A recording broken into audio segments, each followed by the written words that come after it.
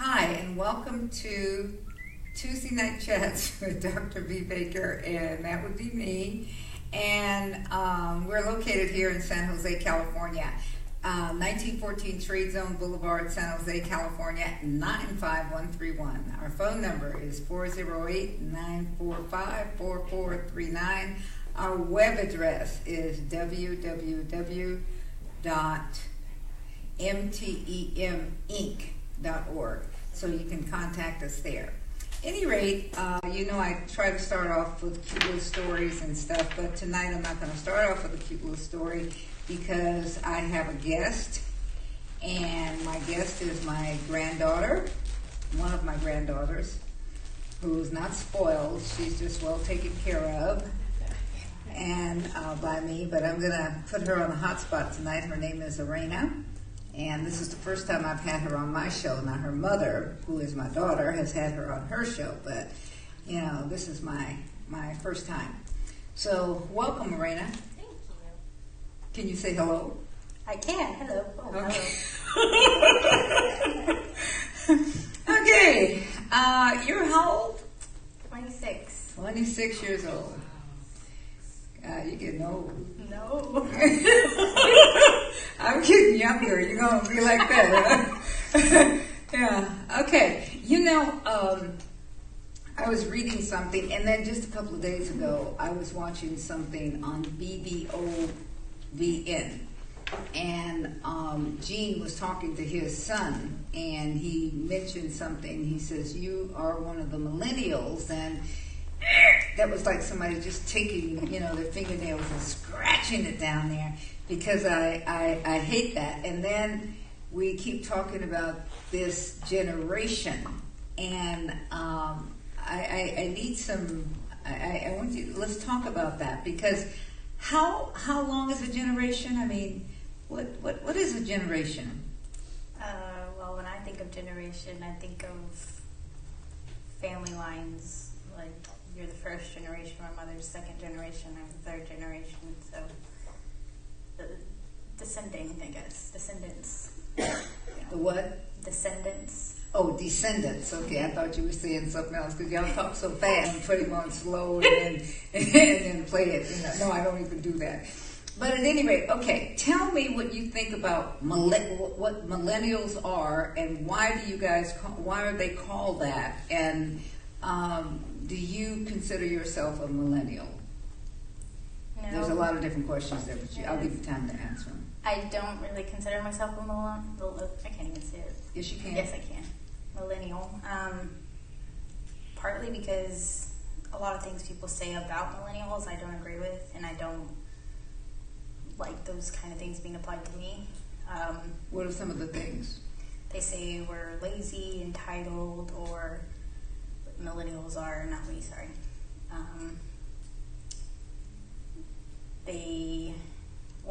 One thing I looked up was kind of funny. Generation Snowflake is what they say. Snowflake? Mm-hmm. Ooh. They sometimes call millennials the snowflake generation because it says they're more prone to taking offense and having less psychological resilience than previous generations. So I definitely don't agree with that. Okay, so you don't mind being corrected? No. It may not be fun in the moment, but I definitely appreciate it. Okay, so, snowflake, can you imagine that? That means a snowflake is something that is there, and then all of a sudden it disappears. So, what it's also saying then is that they're unreliable, and they can't be counted on.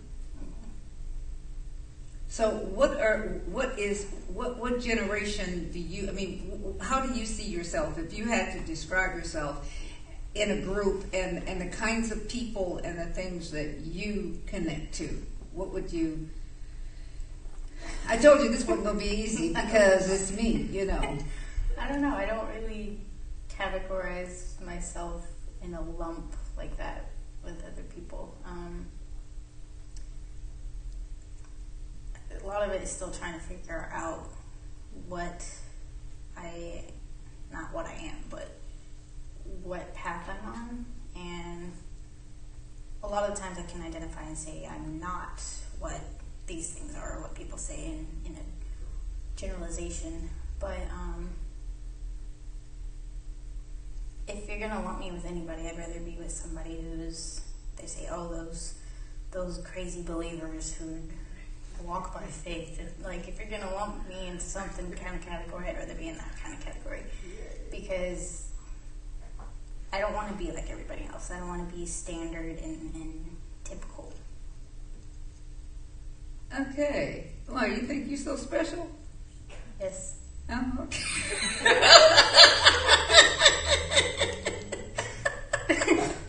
You know, I probably slapped you if you said anything different. I thought about it. I think that everybody should realize that they are special. You are special. You know, God made people special. You are so special. Nobody has your fingerprints. Nobody has your ear prints. Nobody even has your nose print. Do you realize that? And no, not even your nose print. Do you know that noses can be identified also? And nobody has your nose print. Nobody has your ear print. People are... Sorry, no.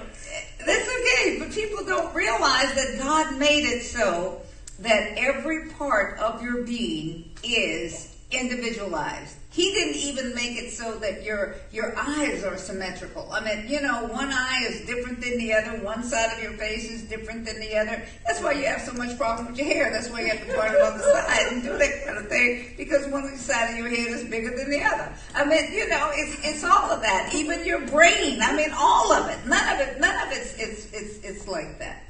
So, you know, one of the things that I wonder about the people in your era is that you guys are on these Facebooks and spider books and I mean all them book things, you know, all those different things, the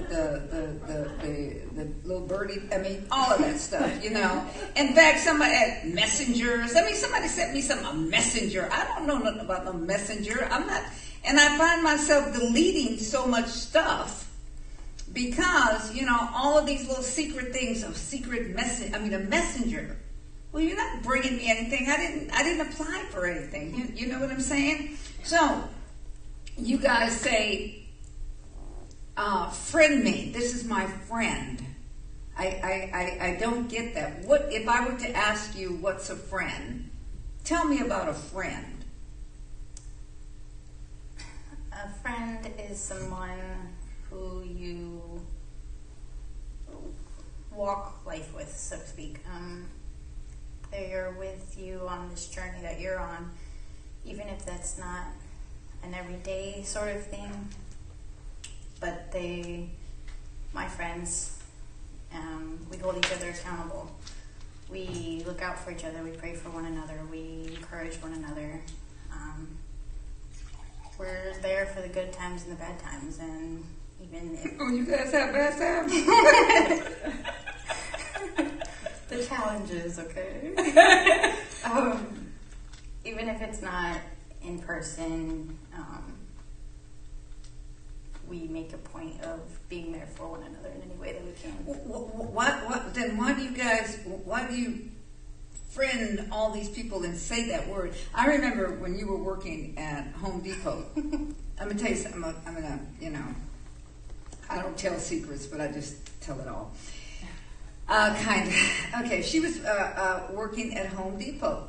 And she would come in and she would say, my friend this, and my friend, and me and my friends are going to do it, and my friends, and these are my friends. And I said, how the heck are these people going to be your friends? Are they believers? Well, no.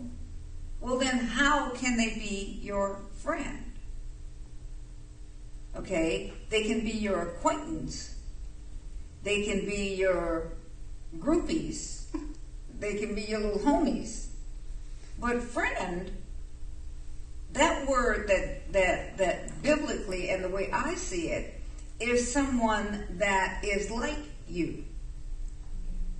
Okay? Someone that has your same values. Someone that has your same worth.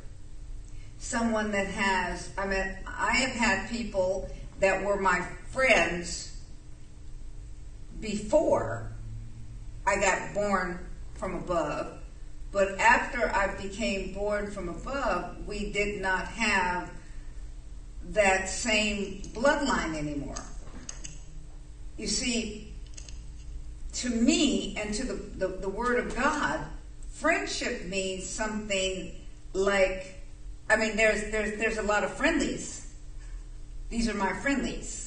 Okay, you know, you can say that you're friendly with a person. Do you understand? But you ain't gonna tell. You cannot. A friend is supposed to be someone that you can talk to. Yeah. All right. How you gonna talk to them about your stuff if they don't believe? If they can't take you to the same place, to your same source? Do you understand? You know, I may have it. I was listening to someone the other day.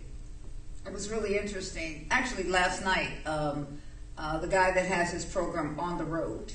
To Freedom. Huh? On the Road to Freedom. Yeah, On the Road to Freedom. Okay, his name is LaFleur or whatever it is. I used to watch him a long time. I mean, Myron. Yeah, okay. Anyway, one of the things that he was talking about, and he was saying his pastor, Pastor George, that he and his wife, they're friends, and he and his wife and pastor and the pastors George and Terry Pearsons, that they're friends, and they're also co-laborers because they all have ministries and things. But he's also his pastor, and they were at their home or they were out to dinner. And see, this is something that I think is very important because I'll tell you something about my granddaughter. Okay. She'll come over and I'll say, oh, we're going to have dinner. Well, you get the vacuum cleaner and you clean up all the mess that I've made now in the floor because I have my kitchen, you know, I don't eat in a mess. And I mean, y'all know me, right? At any rate, so we have to, you know, you got to vacuum before all of this. And then when we finish, every dish has to be washed and everything has to be put away. Well, sometimes when she was working and doing all these things, it would seem like she was tired. And then she'd come in and she kind of, you know, and the little lip would, you know, and then I would really try to find more stuff. You know, I mean, if I would have been like I used to be when her mother was growing up, I'd have found something and put it on the floor so that she'd have had more to clean up. You know what I'm saying? If you're gonna have your little lips pushed out there, you might as well tooch them out good, you know, for a purpose, right? But at any rate, that's why I asked the question. We're going to get back into correction also, you know, and all of that, you know. But at any rate, he was saying something. Now, just listen to this. People say, I can handle correction. And he said they were in a conversation and he was talking about a situation. And all of a sudden, he said, just like that, Pastor George changed from the friend to the pastor. And he says, and you will do this. This is what you will do in that situation. And he said, he and this friend, you know, to this place of authority, okay? My daughter here, Nicole, we've been having fun and doing different stuff or whatever it is. And all of a sudden, we've had times where all of a sudden it's a twitch. Oh, no. This is what will happen. And, well, earlier in our relationship, it was hard for her to take. Now, you know, that she's growing into ministry and she's understanding that one of the things, and all of you, most of the people that are watching here, you will be in ministry and you will do some things in ministry, whether it's jobs or whatever it is. But it's leadership. And people that God has in your life will change on a dime because something is going on and all of a sudden it's not, okay, it ain't on this level no more. It's this level. And when you're able to read the things of the spirit realm, then you understand and you're never offended. He says his flesh wanted to be offended. He said, my emotions did not like it. He says, but I did not fight it. I did not say anything because I knew that what he said, and he says, I followed the directions and everything turned out right. But if he had have done something differently, it wouldn't have. But we have to recognize that. And it's really Go ahead. No. Okay. My granddaughter here, we have some very interesting times because sometimes, she gets moody. She's got moody. And I'm the same way all the time. Very doughboy that you push the button, okay? And then somebody bought me one of them little rabbits, the Energizer Bunny. Okay, because I'm like this almost 24 hours a day, okay, except when I'm sleeping. And then I think when I'm sleeping, I must be like this too. But the thing is that she gets deep. She's fun, the little baby is fun. But these people get deep. Talk to me about deep. Why y'all get so deep? Just get stuck in our minds and overthinking and overanalyzing and work ourselves into a funk. Pretty much it. Really forget. It's been a habit, yeah. You just get stuck. As you say, you always tell me, oh, you're in a mood, you're feeling bad, stop thinking about yourself. And that's pretty much it, because it's like, oh yeah, okay, I'm too wrapped up in my situation, my feelings, my emotions, my circumstances, and I'm not. See how sweet a grandmother I am? I'm just a sweet little grandmother. It's like... Mm-hmm. Yep, you just say, get over yourself. I say, okay. Let's talk about some of the things that happened with you in college. And you went away to university, to ORU. Mm-hmm. And we had some phone calls and some different things, and you would call me at different times or whatever, because you needed solace or whatever that word is, I don't know. Well, where do you want me to start? Well, okay, wherever you want to. I know that one of the times you said you told one of your friends that you called your grandmother Yep, it was another one of those cases where I let my emotions dictate my mood and everything else. And I let myself get depressed, basically, is what happened. And I wouldn't want to go to class, and I wouldn't want to do my homework, and I let all that pile up, so I called you or my mom or I don't remember how it all happens, but either you would call me or I would call you for something else and try not to talk about that subject, but it would still come up. Oh yeah, let me tell you, she would try not to talk about her grades or how school was going, right? So that's why I'm calling in the first place. What's going on with your school? It's good. Oh, it's good. What's going on with your school? No, it's going. It's good. Okay, how are your classes? And what grades do you have now? Well, the truth of it is, I never lied, but I was like, I don't know my grade, because I wouldn't live. Okay, well, how do you think they're going? Yeah, not so good. And why not? This is our conversation, okay? And why not? I haven't done the work. I've been letting it pile up. Excuse me? Yep.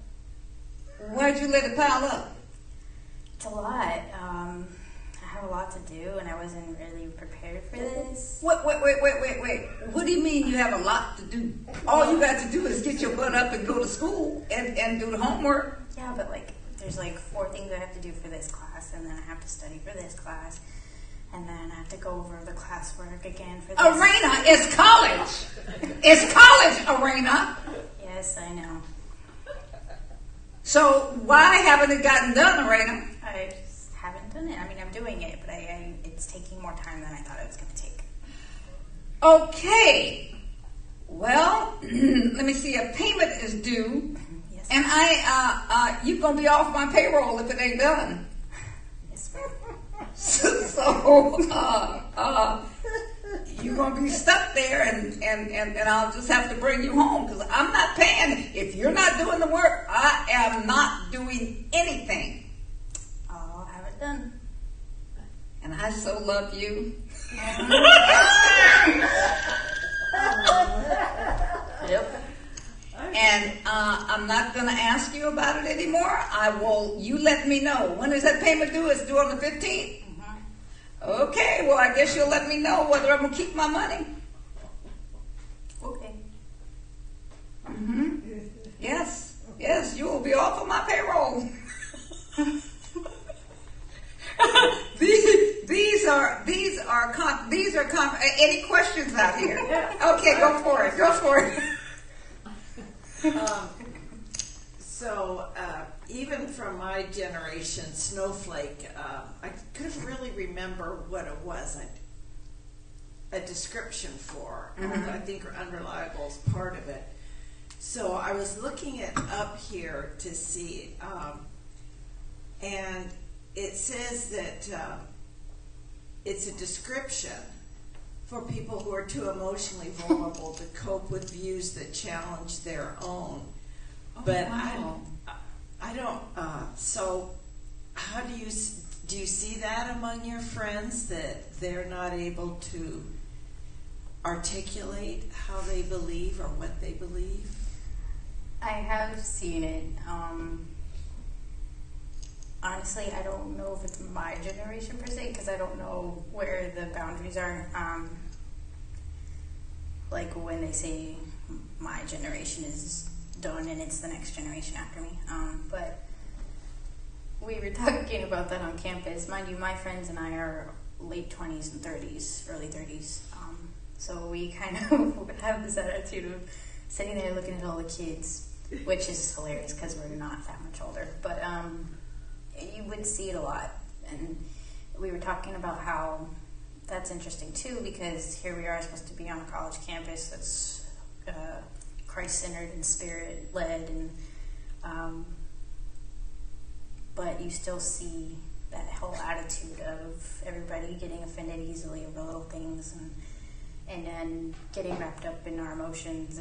And I remember in the beginning, when I was still doing everything I needed to do, and I wasn't letting everything get to me, I had this attitude in class like, shut up, you're disturbing me, I'm here to learn, and I don't want to hear your conversations. And I would get this attitude in lecture because people would be talking and making comments at the lecturer to their friends or having these conversations, and I would just be like, what are you doing? Why are you here if you're going to have that attitude? Or I remember, I'm not politically correct. My grandmother's not politically correct, so that's how I was raised, and so anything else to me is like, what's wrong with you? I remember my professor made a comment. He said something about, I don't remember exactly what the lecture was on, but he said he phrased a statement saying something about penetration, about the Holy Spirit penetrating your heart and penetrating your situation. And it was a crucial word because it's like, you can't just say, oh, attacking or hitting. It's like, that's not strong enough of a word. Penetration is the right word. And this person behind me was like, you need to rephrase that statement, Billy Lee. Or, sorry, Billy Lee's my grandpa. Billy Wilson is the president, and he was the one giving the lecture. And I was just like, you need to get over yourself. Because, anyway, that was just a little example of the way I've noticed if we're not listening to things with the ear to hear and a heart to learn, then we can get caught up on little things, and it's ridiculous. But haven't you found yourself being that way sometimes? Yeah. Yeah. Yeah. Having that little attitude, Yeah. It's easy to you were talking about something that happened. It's really another interesting thing. You send your kid or your grandkid, or, you go to a Christian, Oral Roberts University, right? And then there was some situation even in the bathroom that some of the girls were talking and some of the language. Yeah. I was in my dorm, and me and my roommate loved our room because we were here. The bathroom was right across the hall, and the laundry room was right here. So we didn't have to go far to do anything. And we counted the bathroom as our bathroom because no one else was really in there unless they were going through. So my roommate would actually leave stuff in there, and it was kind of funny. But like, Hazel, you left your razor in there. She's like, oh, okay, I'll get it later. Anyway, side note, sorry. I was in the bathroom one day, and in the laundry room, this laundry room was the one basically for the whole building. So it was 8 floors, and so a lot of people would use it. And it was the weekend, so I don't know. I don't know if she was expecting it to be open or whatever. But this girl was doing her laundry, and it's a dorm laundry room, so kids, people, whatever, are going to use it. And if your stuff isn't out, they will take your stuff out and put it on top. Or if they're polite, they will put it in the jar for you. But they're basically saying, okay, you're done, I need to use it. And they don't care. So I'm in the bathroom, and it's across the hall from the laundry room. And I hear this, these, blah, blah, blah, blah, blah, blah, just cussing up a storm. And I was like, I was so mad, excuse you. See, you got offended. I did. I had to correct it. But I wanted to, I didn't get done in time, but I was really about to go out there, I get that you're upset, but you need to control your language. I was about to go say something to her, because I was minding my own business, trying to, enjoy my weekend of quiet, and then this happened. I was just like, dang, okay. It was another reminder that, yes, just because you're on a college campus, that's... Things is this. When you send your children, your grandchildren, or whatever it is, to a Christian, or even a Christian, even a church, we know that kind of thing, right?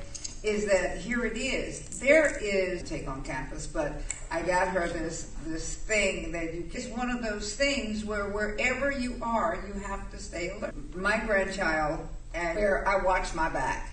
Okay, I was close. You're liable to get cut. Okay, different things, and so I'm constantly looking. I never get so relaxed until I think, oh, everything is just cool. You know what I'm saying? Even when I'm standing up preaching, how many hours a day are you? Yeah, it's still up. In my house, they can't use this.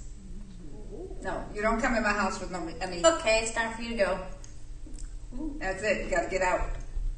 Because it's if you're coming to my house just to use my Wi-Fi, and you don't even use it with your people, your peeps and stuff, conversation with y'all is rough. There she goes. She had to belch on that one. Did you see that? Did you hear that? Conversation is rough. Communication. I've noticed even with my dad, I don't really call him anymore, and he doesn't call me as much. We text each other. So. Yeah, that will never happen with me. You probably already know that, right? Mm-hmm. And what is it? You see, what is it? You do you guys big fellas and stuff? No. So that's just it's an excuse. Mm-hmm. But I don't get it either. It's interesting, but I know this semester was good for me because I had a lot of friends who like to talk. What do you consider a friend? We were on that on that subject here. What is a friend? Like-minded. They did. But you just went back to sleep? Well, they didn't know about that until I told them. With an ice machine. Throw ice on me. No, when they knew, they would definitely. You felt depressed. 2 people died right before I started school, and it was funny because while I was there last time, no. And so okay, let's talk about that seriously. All right, and she was crucial even in your going. She and your auntie Helen. Okay, they were crucial in your going. So, okay, she died. Mm-hmm. All right, and then this time, it was funny because it's right around the same. It was the same semester. It wasn't the same exact time, but it was like, here it is, spring semester of school, and someone dies. It's like, here, this is what happens. And it was really, literally, that was the accusation. This is what happens when you go to school. This is why you shouldn't be here. It's time and all of that. Okay, so when you, why didn't you call someone? Why didn't you call your grandmother's a therapist, right? Mm-hmm. Why didn't you call her? I did in the beginning, but I did. But Okay, wait a minute on that. Do you notice what do you notice what she said? And it's not that talking to someone and continuously going over it is going to help, okay? But when you say, these are the thoughts that I'm having, go through all the little all of the individual, like, particulars and all of that stuff, okay? But any time that you're away, in the first place, see, and you know, you don't know there's Tony Mason, you know, one of my sons, that's right there in Tulsa, you know, right there. And he knows spiritual warfare. He would have immediately done that. There were other people there. There was help. And, you know, to pull out, to say, let's, you know, maybe not dealing with the issue, but being able to help you to see that you're not alone. Because the first thing that happens in depression is that the adversary wants you to feel like you're all by yourself. Okay? Isolation. All right? And then what happens is this: you get stuck on stupid, and then you start to say, I'm strong. I can handle it.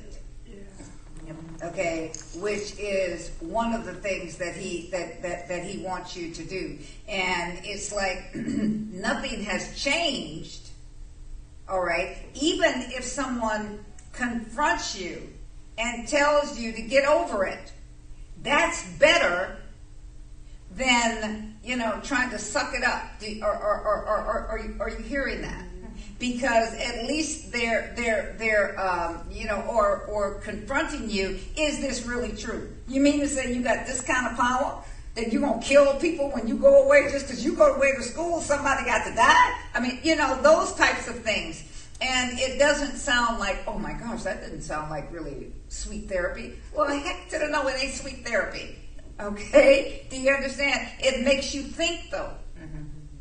You know, it makes you conscious of that. But go ahead, you did address that right away, because that was something that I did voice, because I was like, that's not true. But even me saying to myself, this isn't true, wasn't enough. I needed to hear it from somebody else. So I did mention that.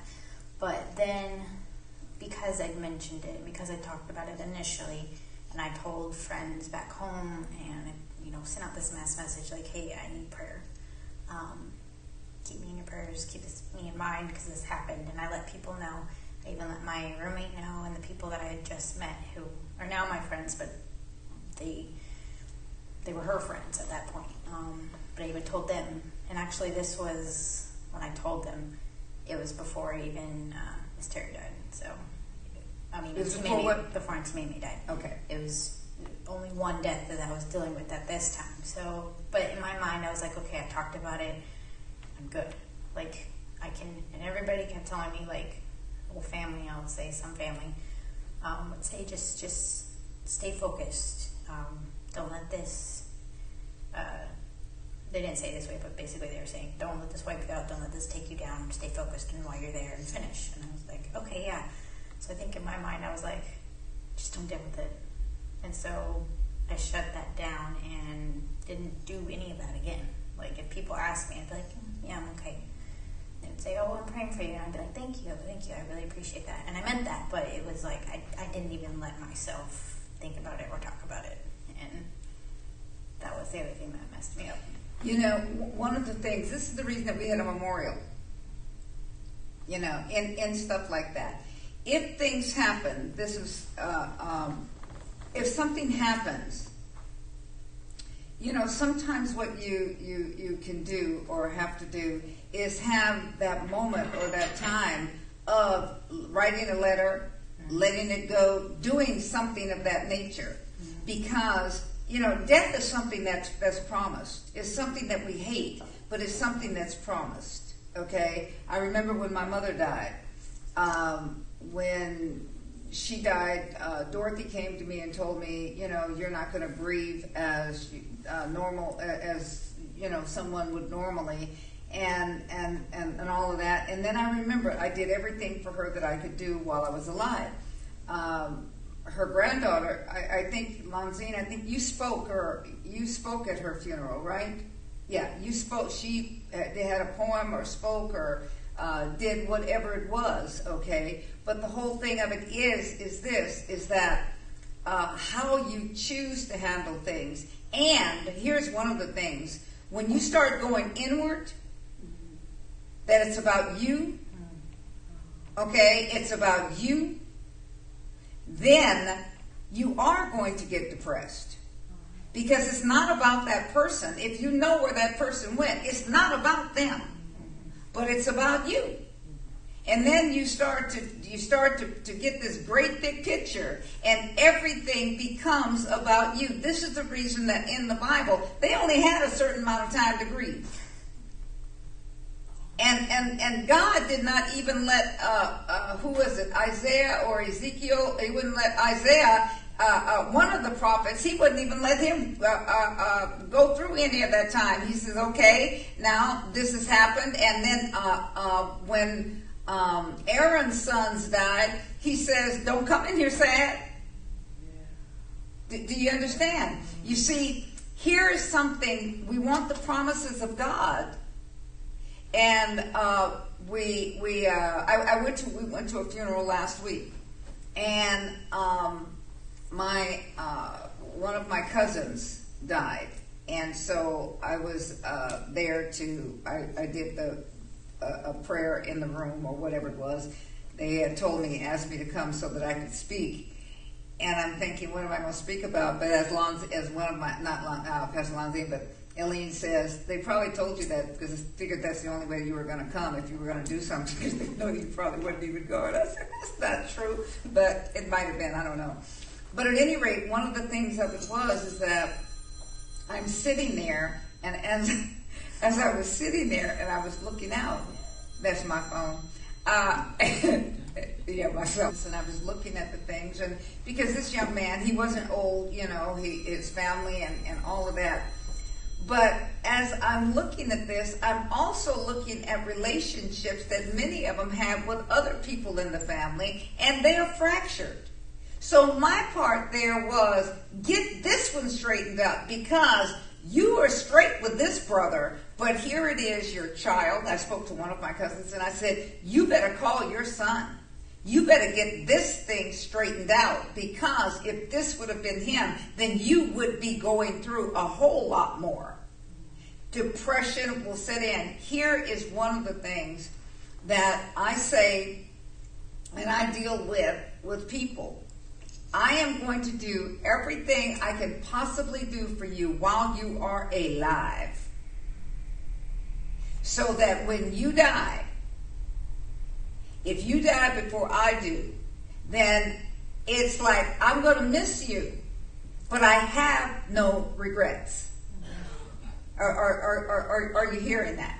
See, I have no regrets. And that's one of the things that is and this is one of the reasons that the Bible talks about this, and it says, do not let the sun go down on your anger. Do not talk bad about people. Do not, this is the reason that we have to have a right attitude all the time. Because something can happen. And then there is this one called the devil. And he will try to make you feel guilty, and he will give you depression. So if we had a talk at a further thing, it's like, did you do everything you could? Did you talk to them? Did you spend time with them? Did you, all of these things. And when you know that you've done everything that you could do in that relationship, then, you know, you can release it. You know, you look and you see, okay, these three people, all three of them were in pain. Okay? You know, all three of them would, you know, all of these things. And, you know, I know that for the two that left this year, I mean, they both were in, I mean, I looked at it and I said, well, you know, I hate it when they say that they're in a better place, but I know they're both in a better place. You understand? You know, my sister didn't have to get no little wheelchair anymore to go across the street and get no E&J on that bad stomach. You know, she's in a way better place. In a way better place, yes. It was one of those things, and so I can laugh at that. I mean, do I miss her? Of course, there's things I miss, but every time I do, I have something I can laugh at. Okay, Me too. you know, I have that picture that, you know, even of Terry. You know, I pulled out something. Oh, I know, some nuts. And I was saying, Terry, you are still taking care of me. You know, all of these different things that are still, you know, there in the house. And I was thinking about the diet thing that we're on and whatever it is. And I said, okay, there you go, Terry. You are still controlling my diet, even while we're in heaven, okay? Because there's certain things that she did. But it was like Nicole and I were laughing at some of the stuff with my sister. She tell a story about the wheelchair. about Mimi. Which one? I mean, the funny after one I thought was so funny about she couldn't eat. She was getting it there, but still she was able to get you know. there was one day I went over there and we were doing her because we were feeding her through a tube, which okay. See, she had to eat through a tube, okay? And anybody that knows her knows she like that. And she would be trying to get us to, she would get upset. There was one, Nicole, the nurse said I could have a popsicle. Yes, she did. And you don't have to go talk to her either. And then she got mad at Christina. And you don't have to call Nicole and tell her what I said or what the nurse said. She already knows what she could bring me. It's okay. Even though Christina snuck her some candy. But anyway, we'll talk about that. I busted you on that one. But she would have lemon drops and all kinds of stuff. I'm like, how are you eating all this? And the ham. Oh, okay, the ham. She wanted to suck on some ham. She wanted some ham, and Christina called me, and she said, Auntie wants some ham, and she told me not to come up there unless I have it, and she says she's just going to suck on it. I said, okay, take her the ham, but stop by the nurse's station. Stop by the nurse's station and tell her that you brought this to her. I said, because that's what I told you to do. But at any rate, go ahead and anyway, I went over there to see her one day I was doing her medicine and stuff and the feeding tube and all that. And as I was looking, I said, Auntie, where did this E&J bottle come from? What's this for? And I said, how'd you get this? And she was so honest too. She just looked at me. She goes, I got it, Nicole. I went to the store. I said, you went to the store? How'd you go to the store?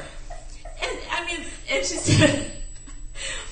said, in my chair. I said, in your chair? What do you mean your chair? In my wheelchair. I said, Auntie, you mean to say you are sitting up here in some tubes. We're coming over here to feed you. You can barely eat on this liquid stuff, okay? And you mean to tell me you put yourself in harm's way. You got in your little electric wheelchair and went out into the street, crossed the street to go to the liquor store to get some E&J. You did that, Auntie? Yeah. Yes, I did. Yes, I did. And it's not a big deal, Nicole. Anyway, it's not a big deal. It's just this little bottle, and I barely didn't have any anyway. And I was like, Auntie, it's empty. It's about empty. Do you have any more? No, that's all I got. And we find all kinds of stuff. I find soda and other stuff too. But yes, she did. So that was her. See, and we have these things to laugh at. But one of the things that you knew. See, these young women, all of you, it's like when Terry died. There is nothing. Everybody did everything they could do. Do you understand? It's like, for my sister, it's like, she didn't want me to come over there. There was no way. I said, I'll come. No, that's okay. Nicole and Christina will be over here. That's okay. She didn't want me to come to her house, period. She did not want me to come there, probably because I'd smell the smoke and then I'd start talking about all this different thing. Like this one is a blinker police for me in my car, right? The blinker and here, there's a red light, there's this, she drives for me in my car. But all of this, but the thing is that when you take your focus off of the sadness and remember and be grateful for the times that you had with people, depression and all of that stuff goes. When I think about, and one of the reasons that I don't like to go to funerals is just like my sister, Dr. Armstrong, when she died. I didn't go, and they actually had a casket funeral for her. I mean, a real funeral, wasn't no urn. And they said, don't you want to go by? I said, no, I remember what she looked like. And I did the eulogy. I did the whole thing. But I made sure that I wasn't looking there. I kept pointing in that direction. But I wasn't looking over there. Yes. Because I can remember, and I was telling them, I did what it was that I did. Why? Because I celebrated who it was that I had. And, they say we were twins anyway. So, and then I had to let them know, some of y'all it can be sad, but the whole thing of it is that she has already forgiven you. And, these are the things when we get self-focused, okay, then the adversary comes and he steals. And that's the whole problem. That's the whole problem of depression.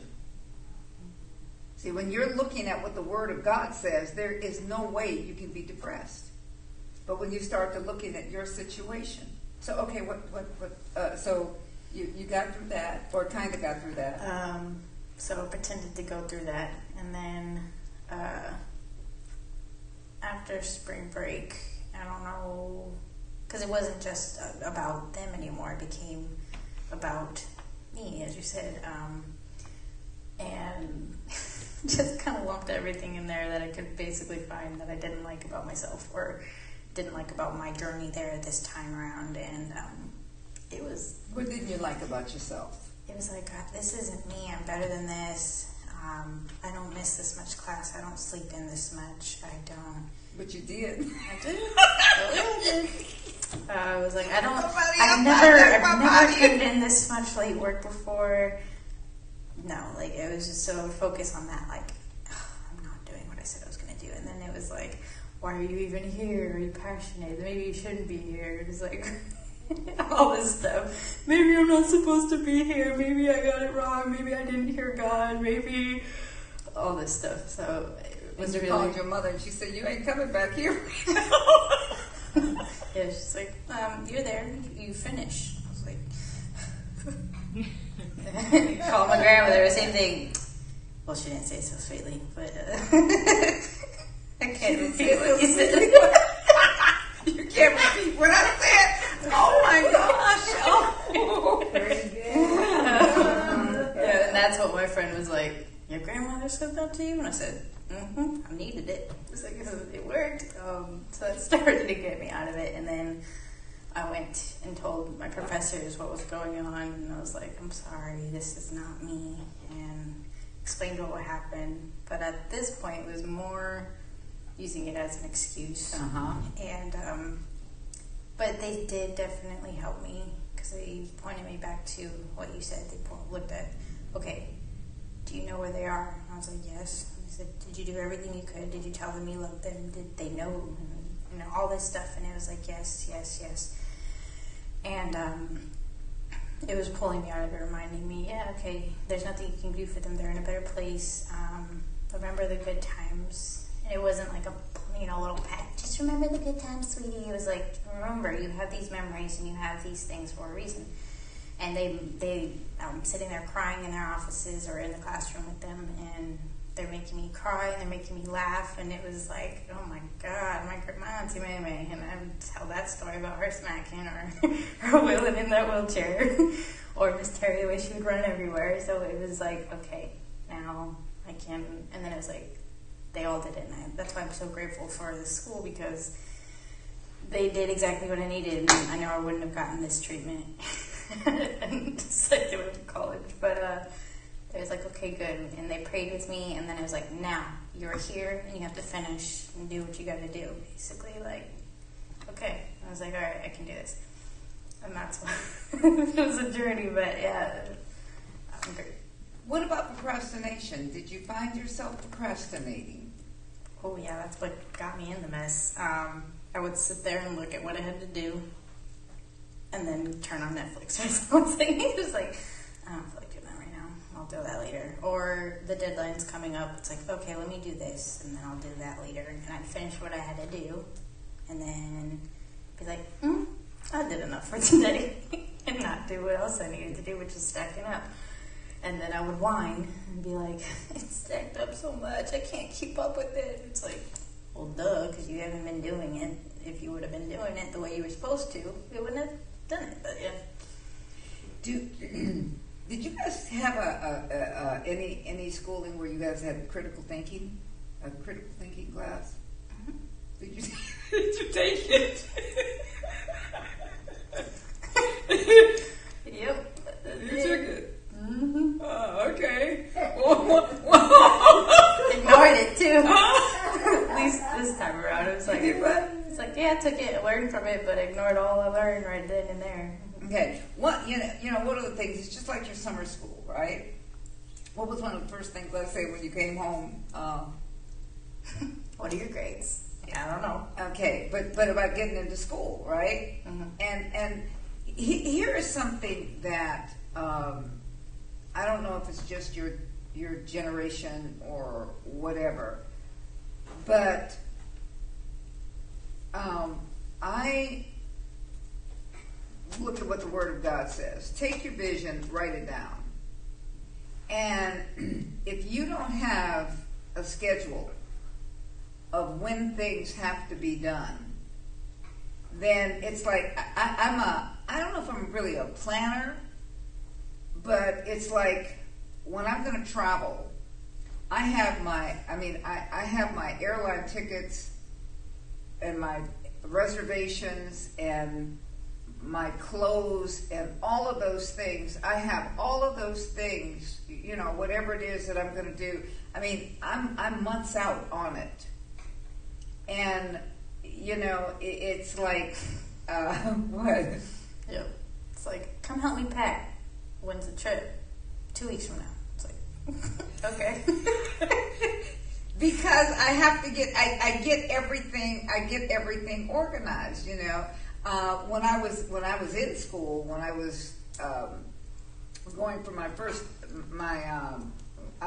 doctorate, my first one or whatever it was really hard. I had to. I was so glad that I had my daughter, because she was kind of relentless. She was actually she was mean. She was mean. She really was. She was. I did all that whining too. I don't know how to do this. And I even pulled the one. I'm not like you. I don't have a brain like you. I don't write like you. I'm not smart like you. And she would ignore that and go on. But I had everything done on time. I never got behind.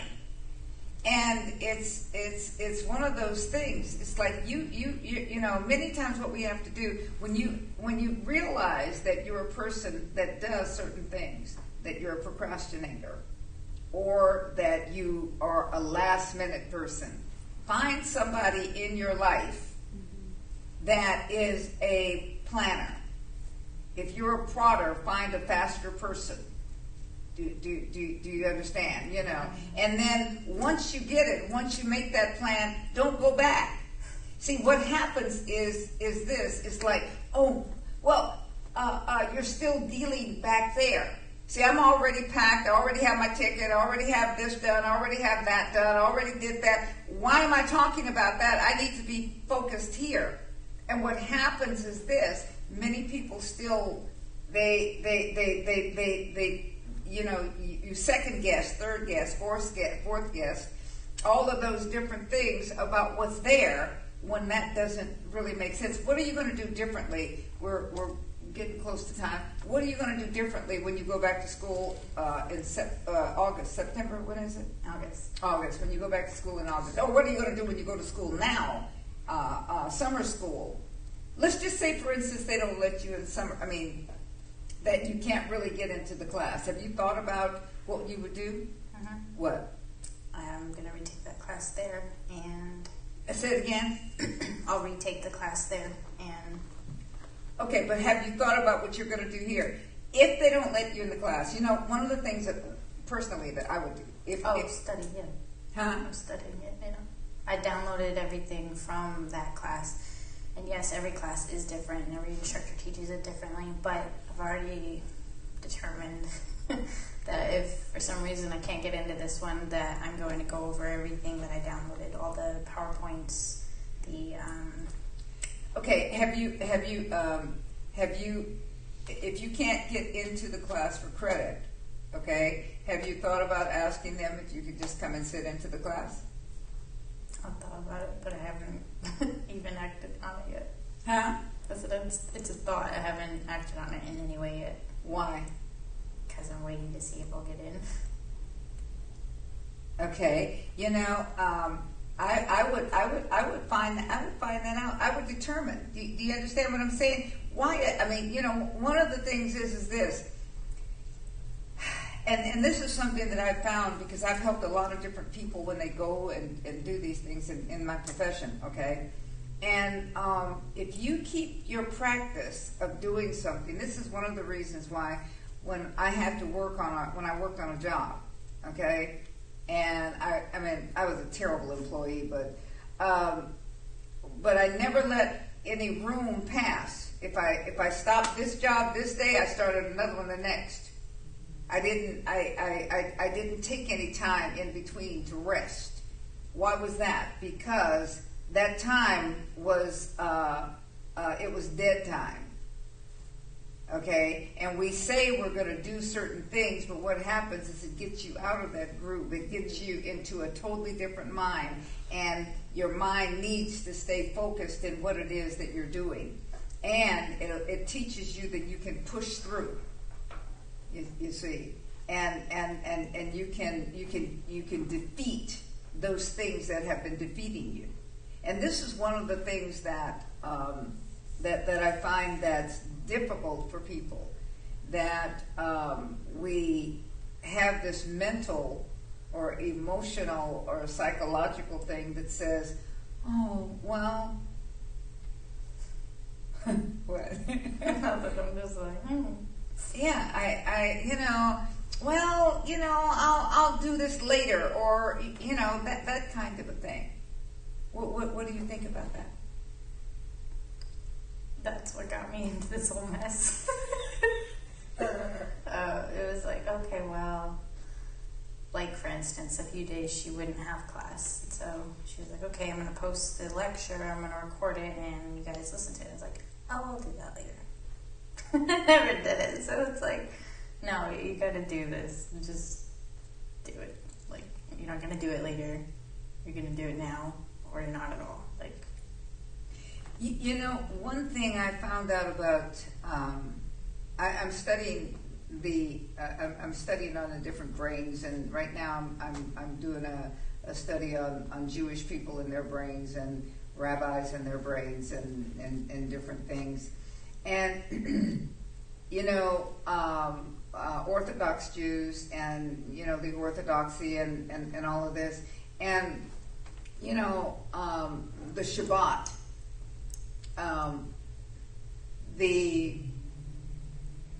And when as you go to Israel and whatever it is, there's certain things that they have to push through. I was reading the story, or going through the story of one of them. When the guy was a young man, one of his jobs was to cut the toilet paper before Shabbat. Okay, to cut the toilet paper because on Shabbat they can't, they can't pull off the paper or separate the paper because, you can't do that because you're not supposed to tear or any of those things. That's work on that day. So he forgot to cut the toilet paper, and that was going to be a problem, okay? They even have Shabbat toilets and things, all of these different kinds of things, right?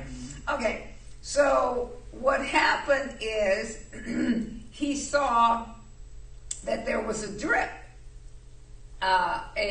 The faucet was dripping, so he figured if he took the toilet paper and let it drip on the thing, that he would be able to do this, right? It wasn't, I'm sure that if someone would have saw that or whatever, they would have said, that's still work on that day. But what happened was this.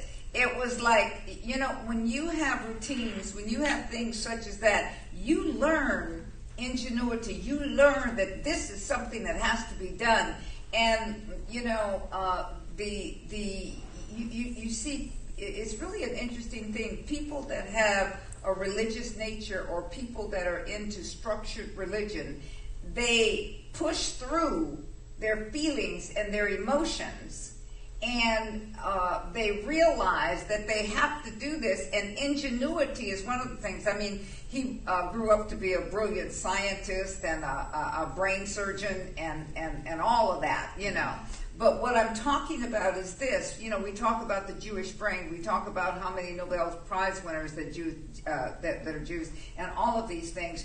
And one of the things is that the stringent lifestyle, the things that had to be done, and being able to push through. So, one of the things that we say a lot of the times, don't be so hard on yourself. I will never say that to anybody.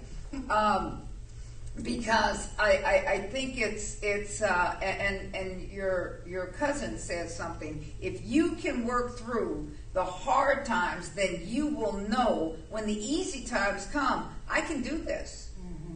Do you understand? But if you don't allow yourself, and if you don't work through your challenges where you come out victorious, this is a whole year, this is a whole time that I'm going to work through this, and depression don't have a chance, because when you put your focus on the task rather than on yourself, then you don't have time for depression. It can't stay. See, the Bible says that a curse without a cause cannot light. Is depression a curse? Mm-hmm. Okay. And so without a cause, okay, of you, and that cause is working with it, is agreeing with it. See, it cannot stay. So what are your plans? We have, about 10 minutes? 20. Oh, okay. More than I thought. Okay. What would you like to say? Or any questions out there? Yes. So when you return to school, and let's just take this procrastination, what do you think you'll be doing differently? And I don't know, Dr. Baker, if you have, other than kind of getting connected with someone who keeps you from plotting. I'm using my summer as a time to build discipline and build a routine. And that means getting up, even if I don't want to. I started working out with my mother at this gym thing, and I don't want to wake up. Sometimes there's been days where I'm like, I'm up before her and I'm ready to go, but the last couple days have been like, I don't want to wake up, and she'll wake me up, and it's like, okay, I'm gonna get up, I'm gonna do this. I said I was gonna do this, and I'm telling myself every time, it's like, you are going to do this even if you don't want to, because you need this. And it's not comfortable, it's not easy, but you said you were going to do this, and it's for your good, and it's good. Like, I keep telling myself, like, it's not about what you don't want. It's not about what you're feeling right now. It's not about what you want in this moment. You have to look at what your end result is. And I said to my roommate when I left, when I come back, I'm going to be different. And I meant that physically, I meant that emotionally, I meant everything. And so it's like, okay, you said that. You have to work for that. It's not just going to come. So building that routine of waking up when I don't want to, and going to this workout and doing it with everything I have, and summer school if I don't get in the class. I don't want to say that just yet, but either going to that class even if I don't get in, asking them if that's okay, or taking it upon myself, and because my professor that I had posted the audio for the lectures, the PowerPoints for the lectures, and the review notes for the lectures. And I already said, okay, I hadn't thought about that, but if I cannot go to this class and attend it daily, then I'm going to daily act like I have that class right now and listen to the lectures, follow on the PowerPoints, and do the review so that I can get this information in me, because I am going to take this class again and I have to get it right, and I'm not going to fail it. Like, it's a requirement for my degree, but it's also for me. I've never gotten an F on a class that I actually went into.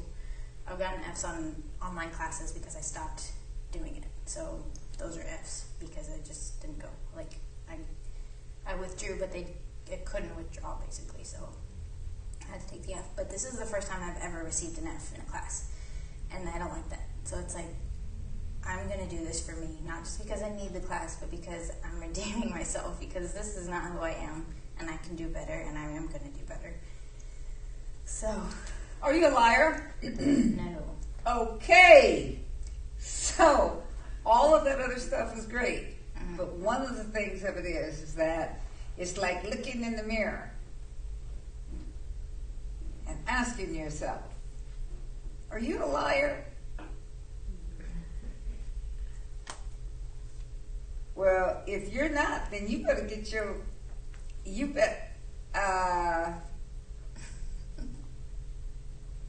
you said, okay. So one of the things that One other thing. go ahead. Accountability. Like she said, finding somebody else who is those things, but also just checking in, because you can have that person in your life, but if you don't actually check in with them and do that, then it does you no good. So a lot of times she would tell me, call me when you're done, and I'd be like, okay, and I wouldn't do it.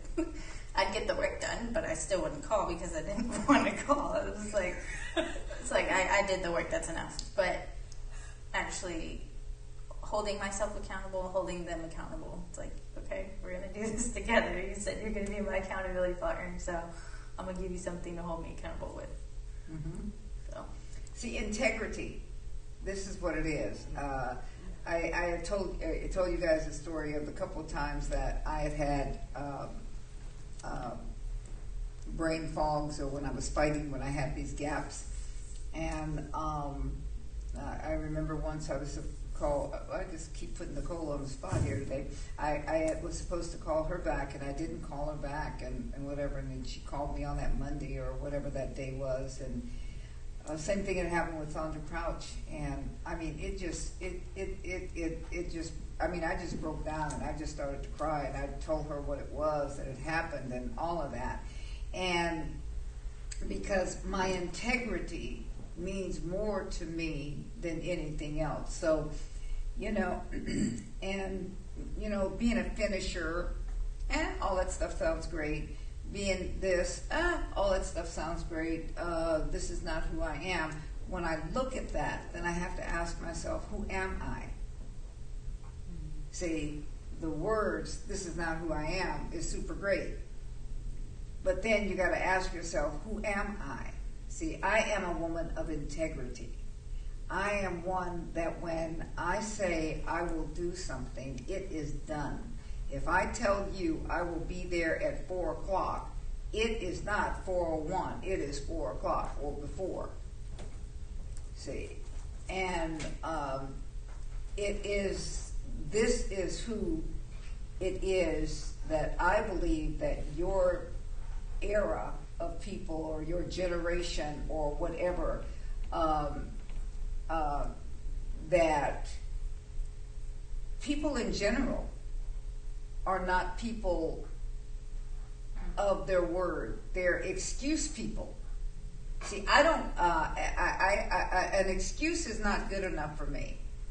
If I say, I'm going to eat a certain way and I don't, it's like, I really don't give a rip if you know it. Because I am the person that I am when I'm by myself. Do you understand? That's the one that I have to look at. You know, I will call and say, you know what, I said I wasn't going to eat that, but I had this instead. And so now I start all the way over. Are you getting that? You see, integrity is more important to me. So I think that what a person has to do and what you have to do, or, you know, if you want that accountability, first person you're accountable to is you. Can I look in the mirror? Can I put this makeup on? Can I do this and say, you know what, I can count on you. This, and so therefore I have a level of friendships of people that I count, I look at and I say, okay, on my level of friendships, okay, I love you and you are my friend, but you're here with your word. All right? This friend of mine is a friend, but she's a liar. This friend of mine is a friend, and, you know, they're a liar too. You know, and you know, if they say, I'm going to call you on this day, I'll call you, I'll do this. You know, I'm not looking for it. It doesn't matter.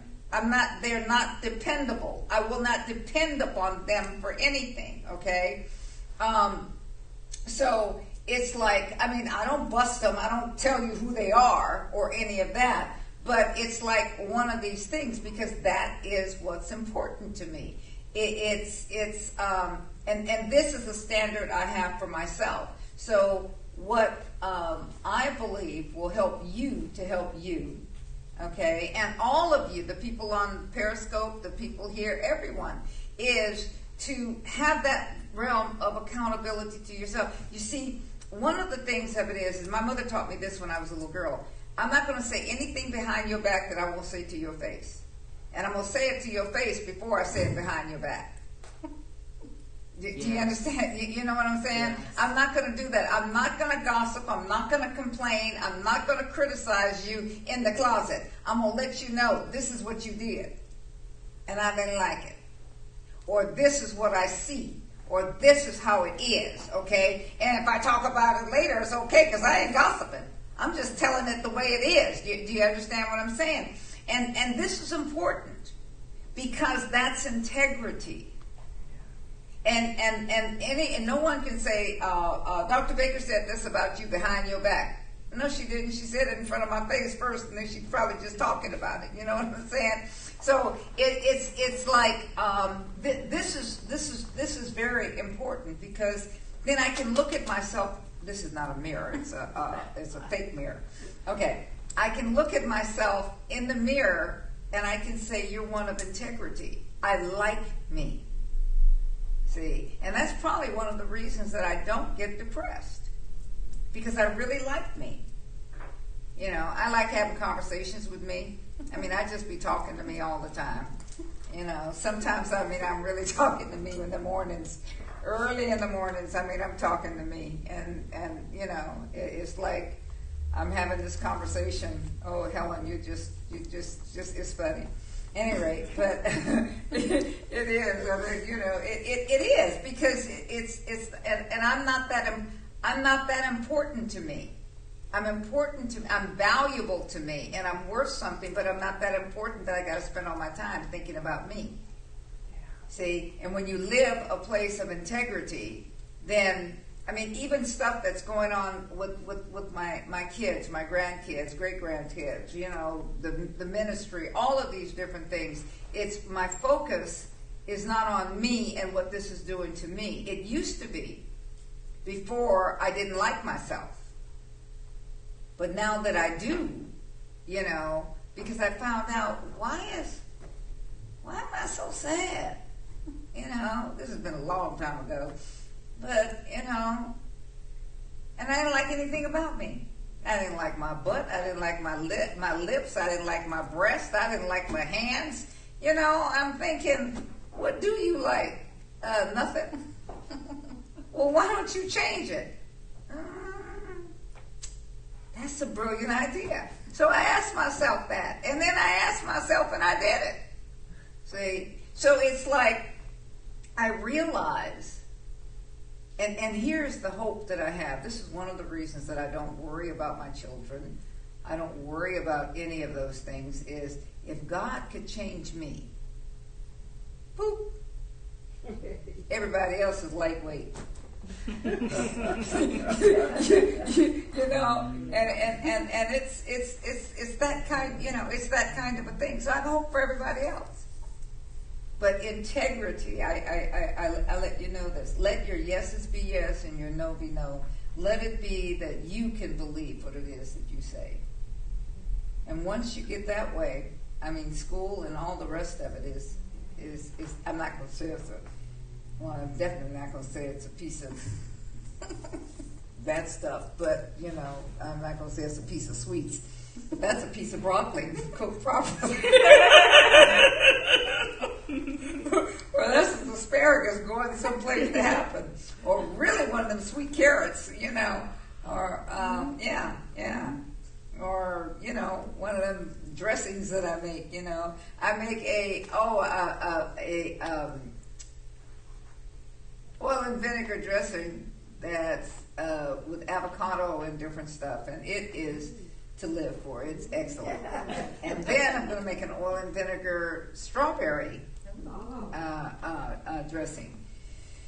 So, yes, I'm trying all these dressings so that, you know, I can dress all this food, you know, and it can be pretty and I can, you know, just show off, you know. So, any last questions or comments? So what would you like to say in our last minute, Arayna? Thank you for having me. It's been fun. Oh, okay. It's been fun. All right. Has it been helpful? Yes. Okay. So what did you get out of it? What is your takeaway?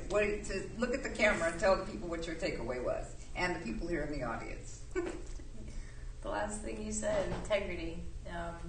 All the other stuff is good, but let your yes be yes and your no be no, and let that matter to you more than others first. Yes, yeah. You had a question or a comment? I do. Thank you.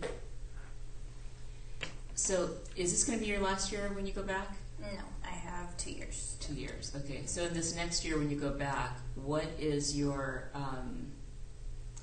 year-end goal? Something that you're aspiring towards that'll make you really excited to go towards and accomplish at the end of either the quarter, semester, or year? I'm going to say year.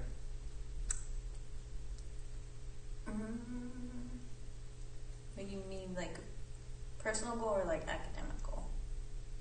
It could be both. Whatever you want to accomplish when you go back to school. I want perfect attendance. Okay. All right. All right. So integrity will help you do that. Yep. That's the key. That's the tool. And you can, you know, one of the things that stop letting people tell you don't be hard on yourself, and stop thinking that you're so weak. You know, everybody thinks they're weak. Everybody, oh, I get so tired. Oh, this is a lot of work. This is the, you know, in your mind, your brain, you don't realize the strength that you have in it. But you underestimate yourself. And what happens is this, in our environment, and the spirit of the age is one that less is supposed to be what it is. It's like I remember when I was raising my kids, and there's one back there. I cooked from scratch, never cooked from cans. Only thing I did from cans is I used to get these some kind of beans, and they'd be, anyway, that was just one thing. Anyway, but I'd cook from scratch. I'd have my house clean. I would, there would the food, the laundry, the kids, everything. All of it. And I worked 2 jobs. And then I did some school. So it's like, and I didn't wear me out. I'm still here. Do you understand? And it's whatever it is that you put in your mind and you let yourself know, this is important. Whatever is important. You see, and what happens is this, is when you don't know how much you can do, you see, then you think that whatever it is that you do is too much. When you start to look at, and someone says something like, you did all of that? Mm-hmm. I look at it today and I'm thinking, wow, women say that, here it is, you got these people and they're doing this little stuff, and I'm thinking, y'all ain't done nothing. Ain't nothing been done. It's like, I remember I had my restaurant, and even when I have a dinner or something, I go back to this one because many of you were there. But the first year that I moved into my house, I had a Thanksgiving dinner. Okay? I cooked 3 turkeys. I cooked a roast. I cooked a ham. I cooked another roast. I cooked dressing. I did greens. I did succotash. I did all of it. I came to church the night before. We had Wednesday night church. I came to church the night before. I made pies. I did all of it. And then everything was on time for the dinner at 2 o'clock. We had dinner at 2 o'clock, right? Yeah. Even I had a menu. Even the menu was that. I made homemade cranberry sauce. The whole 9 yards. And I was not burned out. I did church that night. I did that. I don't do dishes. I don't do the cleanup anyway. I had made sure I had pans and stuff for everybody to take all the food with them. I made sweet potato pies. I made lemon pie. I made all kinds of pies and had people take the pies with them too. Remember that? Coconut type pies and all of these things. Okay? And then that was a Thursday. That Friday, I made sure the rest of my house, because they cleaned it, but it wasn't clean enough for me. So I finished that. There was Saturday. I studied for church, and then I was here on Sunday. Okay? It's like whatever it is that you set your mind to do, you can do it. And I think one of the things is that many people, you set the bar too low for yourself. And it's like this word tired, I would take it out of my vocabulary. I'm too tired. What do you mean tired? I got so much pain. My back hurt. You don't even have a back yet. It's just a gristle. My mother used to say, you have no back. It's just a gristle.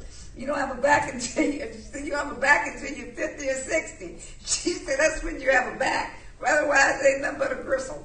So what I say is this. It's the time and the spirit of the time. It lets people. It's meant to destroy your ability to achieve. Because our society is one that it wants to control you. And if the society, I don't like her politics, Ruth Bader Ginsburg. I don't like her politics, but I do like her work ethics. She has a work ethic. She's Jewish. She has a work ethic that it's like she's tireless. Why is that? Because she has mentally decided that there's things in this life that she wants to see done. And I really don't like her politics, but I honestly respect and look at that. It's like, oh, I got to get to bed by this time because I have to get up at this time. I have to do this. I have to do this. I have to do this because then. But if you tell yourself that what you're doing is refreshing your brain, and if you start to deal with things and let it be known, then you don't drag. I make sure I make sure that I walk with energy. Why do I walk with energy? I walk with energy because I'm letting my body know that you are renewing itself. Do you understand? And I even sleep with energy, and I get REM sleep. It's like I sleep with the anticipation of waking up. Many times at 5 a.m. Some of the mornings, if I go to sleep at 3 and then get up at 5, sometimes I'm groggy or whatever. But most of those mornings, I'm chipper. Most of the mornings at that 5 a.m. call, I'm chipper.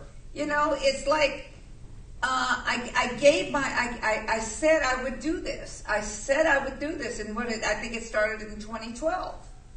2013. Okay, and that's what, 5 years ago. This is 18 or 19. This is going in October. It will be 6 years or 5 years or whatever the numbers. 1, 2, 3, 4, whatever. Anyway, it'll be that number of time. But the whole thing of it is this: when you decide that you're a person of integrity, and what I say to you, and I say to you, and to people of your age and of all age, decide who you are.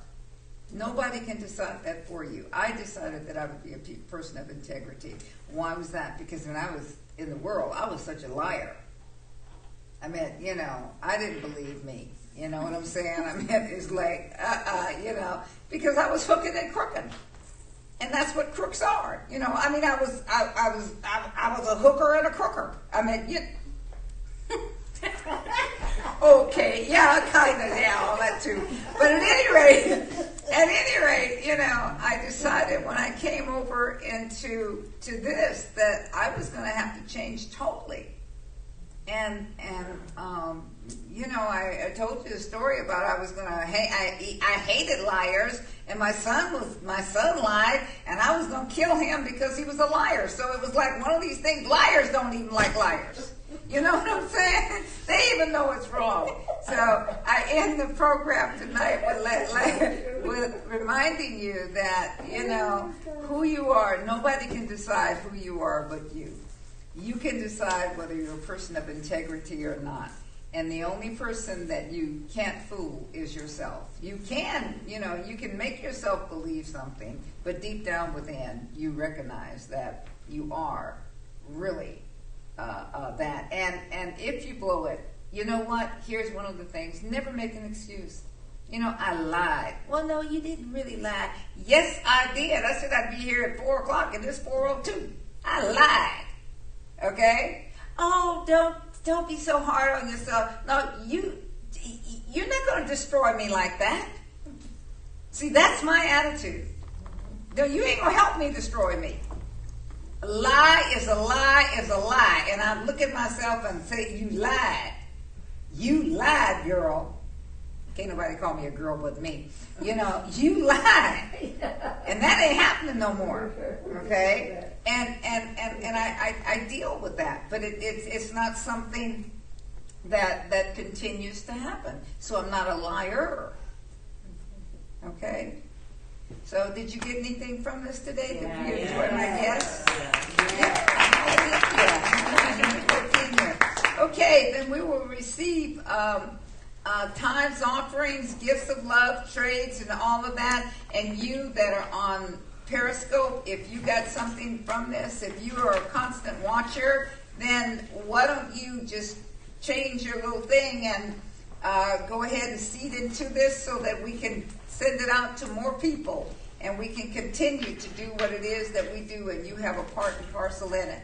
And please send us emails or call us at 408-945-4439 and let us know what we can talk about that you might be interested in. I'm looking down because I'm looking for my page so that I can do what I normally do. So while we're getting those things together, I'm going to go ahead and we're going to do this because we seek the kingdom of God first. Because we seek the kingdom of God first. We're healed. We're healed. We're whole. We're whole. We're wealthy. We're wealthy. We're healthy. We're healthy. And we're wise. And wise. Because we seek the kingdom of God first. Because we seek the kingdom of God first. We lack no good thing. We lack no good thing. Because we seek the kingdom of God first. Because we seek the kingdom of God first. We trust God. We trust God. And we tithe. And we And tithe. we first fruit. And we first And fruit. then the windows of heaven are open. And then the windows of heaven are And they're open. pouring us out blessing. And they're pouring us out blessing. Because we seek the kingdom of God first. Because we seek the kingdom of God first. And we do things according to His way. And we do things according to His way. This is the year. This is the year. This is the day. This is the day. This is the time. This is the time Of abundant harvest. of abundant harvest. Harvest of souls. Harvest of souls. Harvest of family. Harvest of families. Harvest of finances. Harvest of finances. Buildings. Buildings. Planes. Planes. Trains. Trains. Buses. Buses. Property. Property. All good things All good things are coming to us. are coming to us. Because we seek the kingdom of God first. Because we seek the kingdom of God This first. is our harvest time. This is our harvest time. And we call forth our harvest. And we call forth our We harvest. speak to harvesting angels. We speak to harvesting angels. Harvesting angels, go. Harvesting angels, go. Cause our harvest to come. Cause our harvest to come. Now. Now. How can I know that this is going to happen? Because we seek the kingdom of God first.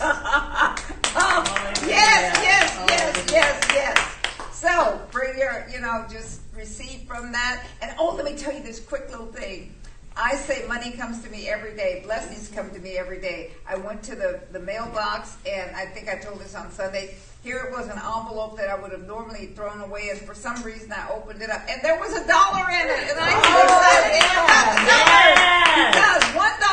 I mean, suppose I get 1,000 envelopes. That's $1,000. right. That's right. Yes. Yes. So anyway, expect. And be back next week when we're here at 1914 Trade Zone Boulevard, San Jose, California, 95131. Our phone number is 408-945-4439.